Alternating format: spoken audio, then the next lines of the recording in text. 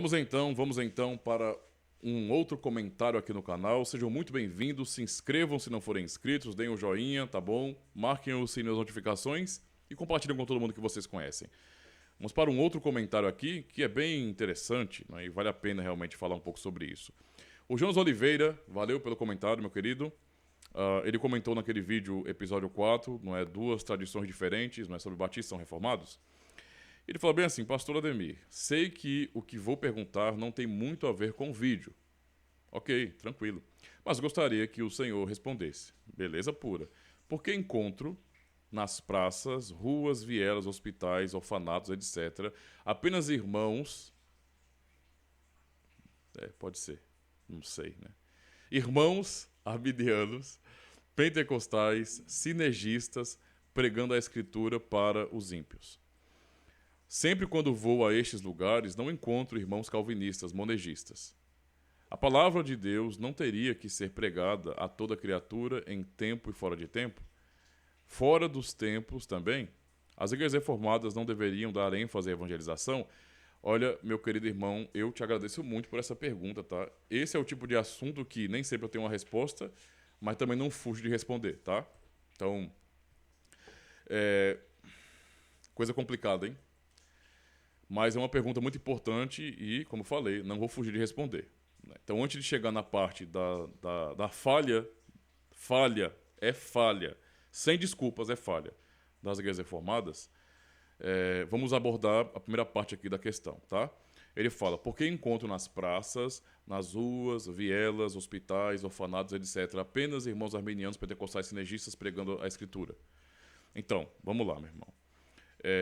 Antes de abordar a falha das igrejas reformadas, dos cristãos reformados de verdade, vamos pensar nisso aqui. O irmão encontra evangélicos fazendo obras de evangelização, certo? E isso pode, muitas vezes, fazer com que nós fiquemos encantados. Nossa, eles estão pregando o evangelho, estão evangelizando. Então, primeiro, quais são as motivações dessa pregação? Eles querem obedecer a Cristo, a ordem de Cristo. Tá bom, mas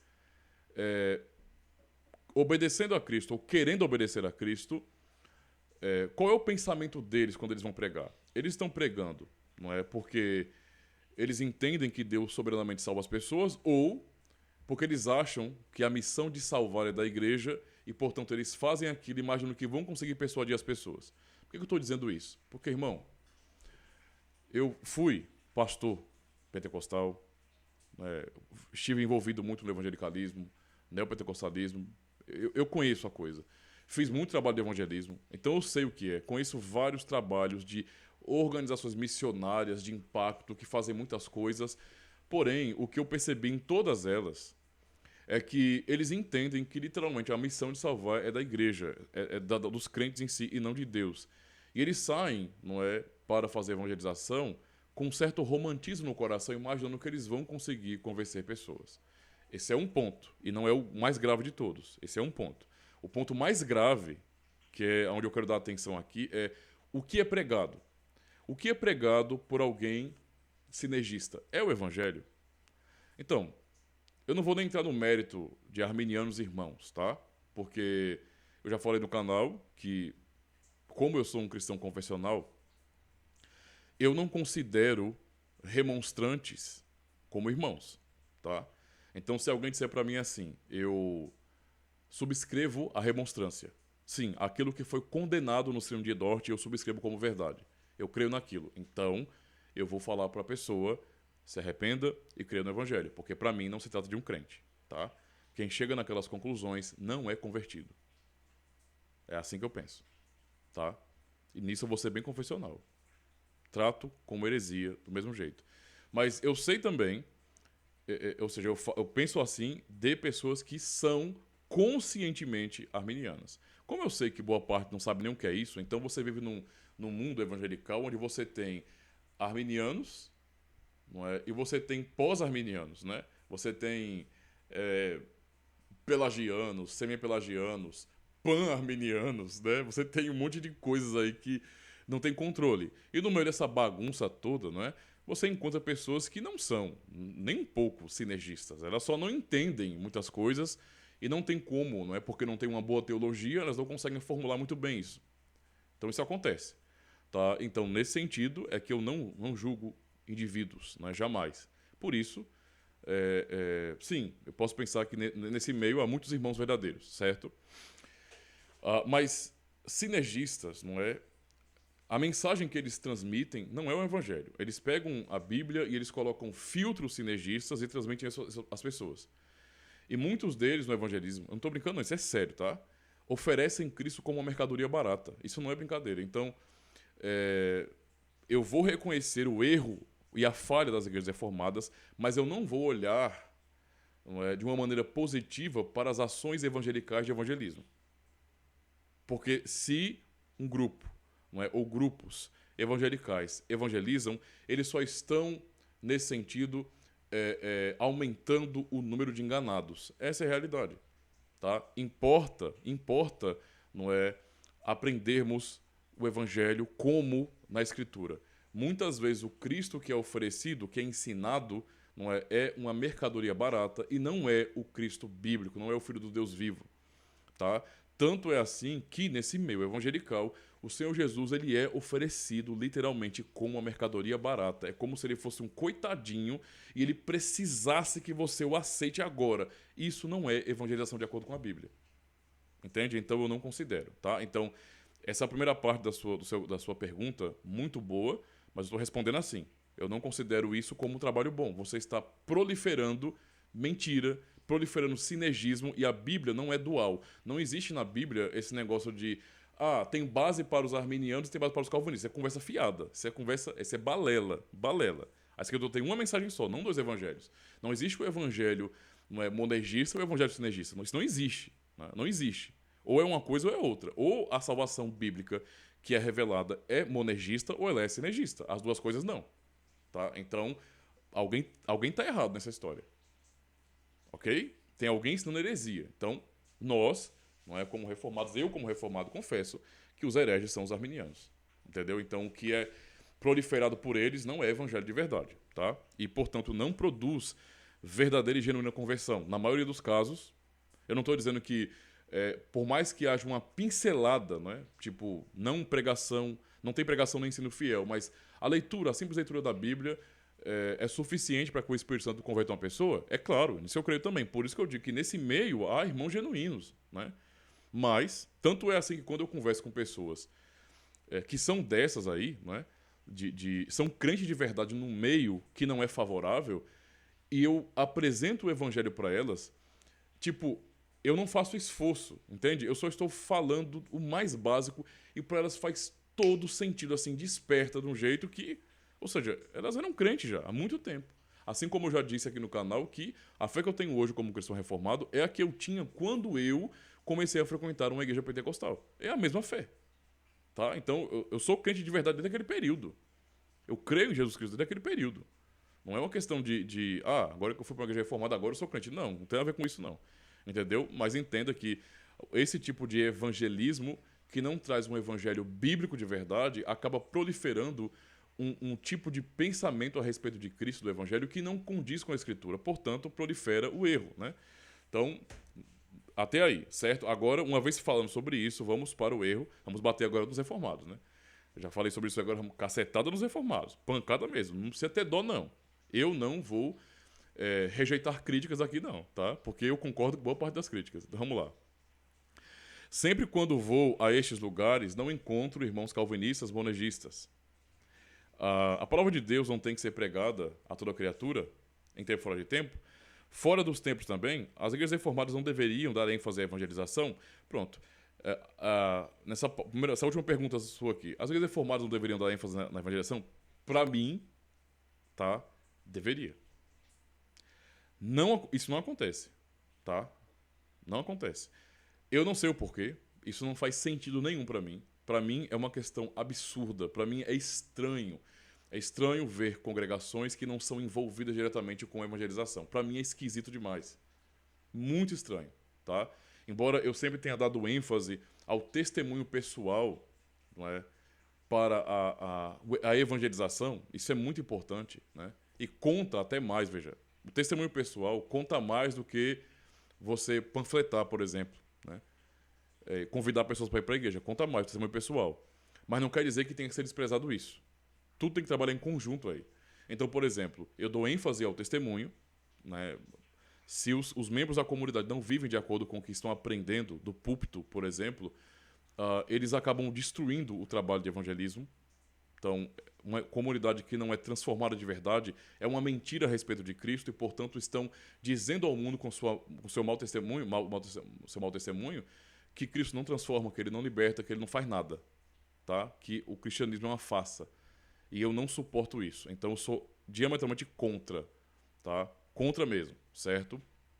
Então, de fato, é um absurdo para mim que os reformados sejam tão descansados com relação a isso. É sério, meu irmão. Para mim isso é uma questão muito complexa, tá? Alguns vão dizer que os reformados são assim, ou seja, que você não tem essa expressividade, essa atividade mais intensa reformada em evangelização, porque os reformados são fatalistas. Só que isso não é uma verdade. Pelo menos não na teologia, não é? Ou seja, como um cristão reformado, o que eu aprendo, né? Eu vou colocar aqui deu uma queda aqui de energia. Quer dizer, tá de dia, né? Como é que dá uma queda de energia? Queda de energia no sol, né? Acho que passou uma nuvem. Queda de energia foi boa. Mas, observe. As críticas sobre reformados serem muito parados nesse sentido, muitas vezes vão pro lado de que, para dizer que é porque nós somos fatalistas. Né? Então, é óbvio que nós não evangelizamos. Essas são acusações arminianas. Né, de intelectuais arminianos, se é que é possível um negócio desse. Né? Mas falam sobre isso, dizendo que é claro que os calvinistas não têm razão nenhuma para evangelizar. O evangelho que eles ensinam é fatalista. Então Deus predestinou tudo, logo não tem razão nenhuma para evangelizar. Só que isso é uma estupidez sem tamanho. Isso é uma leitura errada da Escritura. Isso é uma leitura sem o Espírito Santo. Né? Gente que não é convertida que pensa desse jeito. É uma caricatura feia, horrível. E é fácil você esculhambar quando você cria uma caricatura para isso, né? Então, fizeram um Judas do calvinismo e agora só deve ser porretada, né? Cacetada. E tá errado, cara. Tá errado. Então, assim, a nossa teologia não ensina isso. A teologia reformada não é fatalista, tá? Há pessoas que são supostamente calvinistas que são fatalistas, mas são supostamente. Por que eu não vejo as pessoas como calvinistas ou reformadas? Porque as confissões não ensinam essas coisas. As confissões reformadas não são fatalistas. Não são. Logo, quem é fatalista não é reformado. Porque reformado é quem subscreve confissões reformadas. Entendeu? Então, o problema então não é a doutrina. Isso é fato. Não é? Então, é o quê? Frieza, desânimo e responsabilidade. Eu acho que está muito mais nessa área. Tá? Eu acho que talvez muitos cristãos reformados, em nosso contexto brasileiro, por exemplo, eles não tenham percebido o tesouro que eles têm. E isso é uma coisa que me incomoda. Eu reclamo já há muito tempo também. Não se preocupem que eu não sou um cara que fico, defendendo, não é, o meu lado de maneira incondicional. De jeito nenhum. Eu digo aos irmãos, com relação a esse assunto, eu não vou defender as igrejas reformadas. Porque tá errado, cara. Tá errado, tá? Tá errado. Eu estou me esforçando aqui. Vou só citar o que eu estou fazendo aqui, mas não é para me gloriar, não. Por favor, não me entendam mal. É só para demonstrar um pouquinho que eu não me conformo com o que eu vejo nas igrejas reformadas. Eu vejo coisas que eu não gosto. E que para mim não tem sentido nenhum. Tá? Mas, por exemplo, aqui na nossa pequena congregação aqui no bairro de Jacintinho, eu não sei o que vai dar. Eu não sei se Deus vai abençoar essa comunidade. É uma comunidade que sofre há muito tempo. Não há perspectiva humana de crescimento aqui, mas são poucas pessoas que já vejo que já estão cansadas. Então, assim, qualquer um poderia olhar e desmoronar de tristeza, porque não tem como você humanamente pensar em melhora, em crescimento aqui. Estamos num bairro populoso aqui de Maceió e esse bairro, é rodeado de comunidades pentecostais. Então, a cultura aqui no bairro, ela é muito pentecostalizada. Então, nós somos um tipo de igreja estranha, absolutamente estranha. Nós, basicamente, para os pentecostais aqui, nós somos, para a população do Jacintinho, nós somos como se fôssemos católicos romanos sem margens, tá? E eu, é claro, sou um padre disfarçado. Então, é o que parece, porque nós somos muito diferentes. tá? Então, a primeira imagem que nós passamos não agrada, porque as pessoas gostam do oba-oba, né? De rodar no meio do culto, de um pastor que grita e haja garganta para isso, de músicas, não é, bem de fogo mesmo, corinho pentecostal, aquela coisa todinha. Isso não tem, então não é atrativo, né? Todavia, eu não, eu não uso isso como desculpa. Ah, a cultura é complicada. Ah, não. Então, por exemplo, no ano passado, né, em outubro, eu comecei com um projeto com alguns jovens. Esse projeto eu comecei a fazer com jovens que estudam na mesma escola das minhas filhas. Escola pública, então tem contato. Elas sozinhas eram as únicas jovens da igreja. Minhas filhas são adolescentes. E aí, não tem jovem nenhum. O que eu falei para elas foi: olha, me deem acesso aos amigos de vocês. É só o que eu preciso. Me deem acesso, que eu vou fazer alguma coisa. Então, eu bolei um projeto e estamos trabalhando, né? E eu não pedi, eu nem convidei, né, diretamente para ir para a igreja, né, nesse sentido, mas eu comecei a fazer esse projeto para que eu tivesse proximidade com esses jovens. Então, o resultado é que de lá para cá, nós estamos tendo uma boa frequência, não é, a frequência constante desses jovens, né, boa parte dos jovens, que estão indo a cada culto, não é, pela manhã, à noite, na quarta-feira, escola bíblica, eles estão lá. Tá. Na quinta-feira estão aqui em casa para esse projeto, que eu faço um projeto com eles de ensinar um pouco do grego bíblico, né? Mas para despertar um pouco da cultura, porque o grego também é uma língua clássica, o grego koiné, então ajuda na vida intelectual também. Então é um tipo de projeto também social nesse sentido, mas que nos dá uma proximidade muito grande, porque eu uso o texto bíblico, faço uma tradução de texto-chave, para que eles possam refletir também princípios da palavra de Deus. Eu estou usando esse contexto também para que eles conheçam mais do Evangelho, né? E tem sido uma bênção nesse sentido, porque eles estão se envolvendo. Não é? De vez em quando surgem perguntas sobre textos bíblicos que eles leram. O último sermão que eu preguei na comunidade foi fruto disso, de um deles que perguntou, e eu fiz um sermão baseado num texto que ele não tinha entendido. Então isso tem acontecido, tá? Eu comecei agora, né, também, dois grupos de catequese, então estou com uma semana bem preenchida, para você ter uma ideia. Então estou trabalhando bastante aqui. Eu sou o único oficial aqui na comunidade. Então, assim, é muito trabalho, mas eu estou fazendo isso e já envolvendo esses jovens, tá?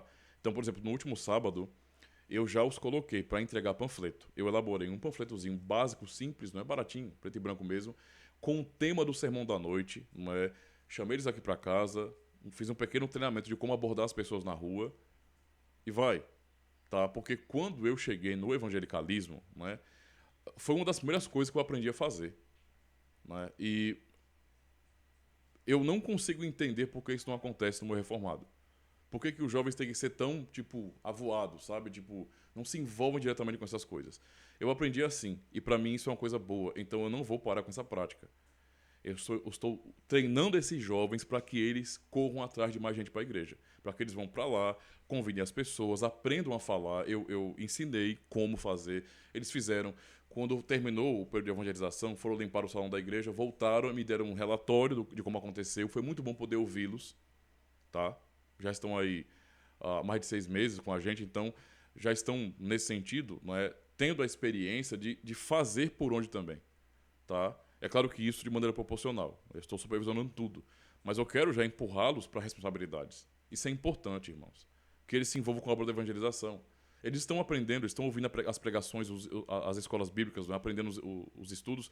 E está sendo uma coisa boa para eles. Não é? E eu fui discipulado assim, em participar das coisas. E não ficar apenas olhando os adultos fazerem.